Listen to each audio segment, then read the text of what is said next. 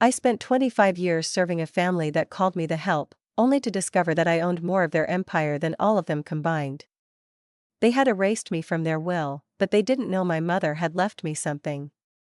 When I finally opened it, everything I thought I knew about my life, about myself, shifted.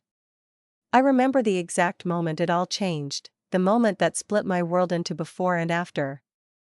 It was the day they read the will, and the air in the Whitmore estate felt colder than I had ever remembered it, even in the dead of winter.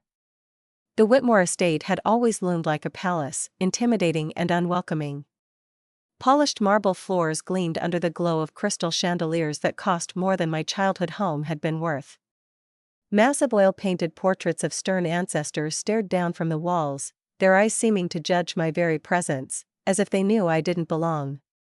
I had spent my entire life existing in the spaces between those portraits, cleaning what they touched, tidying what they owned, and pretending I wasn't noticing the way the world looked at me. Except for the occasional dismissive glance, no one acknowledged that I existed. I had learned to disappear, to fold myself into the shadows so neatly that even the light barely noticed me. My name is Lena Reyes, or at least that's what I thought it was for most of my life. I had grown up with a mother who loved me fiercely, fiercely enough to shield me from the truth, fiercely enough to let me live in a world that wasn't mine, so that I would survive. But the moment of truth was always coming. And on that day, I sat in the back row of the estate's grand dining hall, feeling the cold marble under my palms, watching my so-called family sit proudly at the front, their designer clothes immaculate, their smiles polished, their confidence unshakable. They didn't know I was watching, but I had been watching them for years. The lawyer cleared his throat, his voice slicing through the tense air as if it had been rehearsed to perfection. To our beloved children, he began, and I could feel my pulse tighten in my chest. Everything is to be divided equally among Caroline, Daniel, and Claire. His words lingered, precise, sharp, final. And that was it. Not a pause. Not a hesitation. Not a single acknowledgement of me. I didn't react outwardly. I had long since mastered the art of invisibility.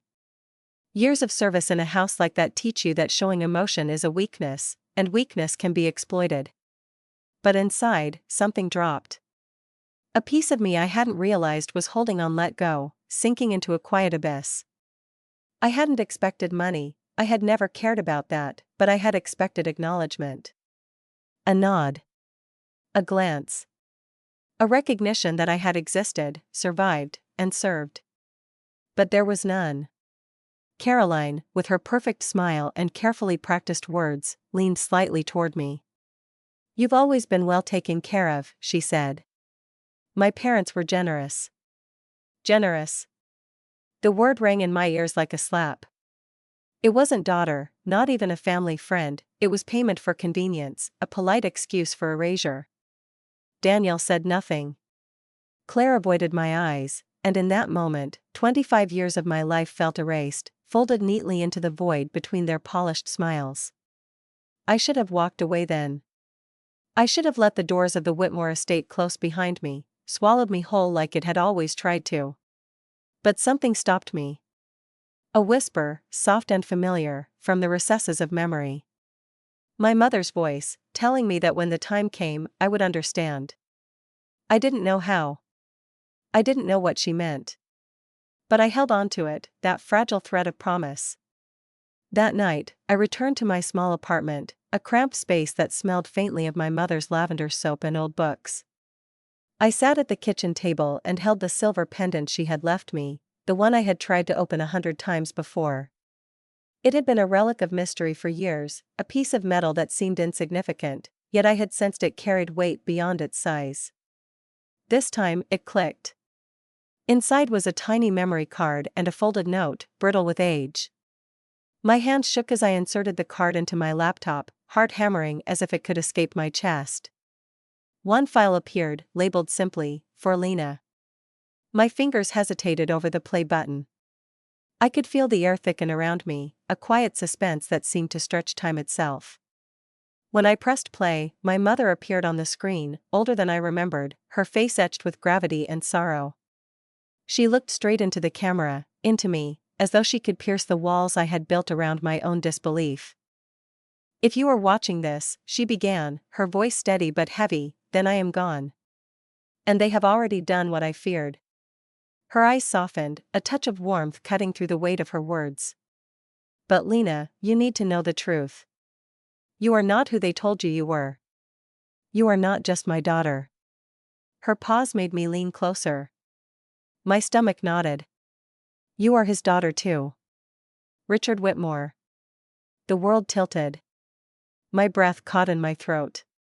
His name, whispered so casually, carried the weight of every secret, every lie, every invisible barrier I had lived behind. She told me how, years before I was born, she had worked for the Whitmore family. She had been trusted, close, more than anyone could ever have guessed. And in a single moment, a single misstep or choice, she had altered the course of both our lives. They had hidden the truth, raising me as her child alone, keeping me from his wife, from the world, from myself. But she had kept proof. DNA records, legal documents, and a will that named me as the primary heir to Whitmore Holdings, granting me 55% control, proof she had entrusted to someone she trusted implicitly, Margaret Doyle. My hands trembled as the reality of it crashed over me. I was not Lena Reyes anymore. I was not merely the help's daughter. I was family, and not just family, the rightful heir. For hours, I sat frozen, replaying her words, examining the documents, running through scenarios in my head that seemed both impossible and inevitable. Could I face the people who had erased me?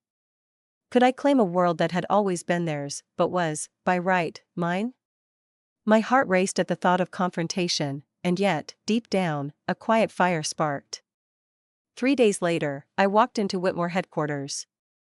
The same building I had polished and cleaned for years now seemed different under my eyes. The grandeur no longer intimidated me, it felt smaller, almost fragile, when held against the truth. The boardroom fell silent as I entered. Caroline's smile faltered, a flicker of confusion and anger crossing her face. She tried to dismiss me, but I stepped forward, steady and deliberate, and said they needed to see something. Margaret Doyle rose and placed a thick folder on the table. DNA confirmation, birth records, and a legally binding will signed before Richard Whitmore's death. The room shifted as the air thickened with disbelief and tension. I could feel the weight of generations pressing down, of secrets finally laid bare. Caroline called it fraud. Daniel blinked rapidly, like he was trying to process a lie too big to hold. Claire avoided eye contact, but I could see the tremor in her hands. Margaret pressed play on a recording, and Caroline's own voice filled the room, admitting that she had erased me, that I didn't exist legally. Silence fell, heavier than the marble floors beneath us. Cold, suffocating, final. I felt the power of truth settling over me, seeping into every corner of my being. I was not Lena Reyes. I was Lena Whitmore, eldest biological child and majority shareholder of Whitmore Holdings. 6 months later, I sat in the CEO office. The same office I used to clean, now mine. I looked out over the city, the skyline of glass and steel stretching endlessly before me, and finally understood where I belonged. It wasn't about the money or the power, though both were now mine. It was about truth, about identity, about reclaiming the life that had been stolen from me.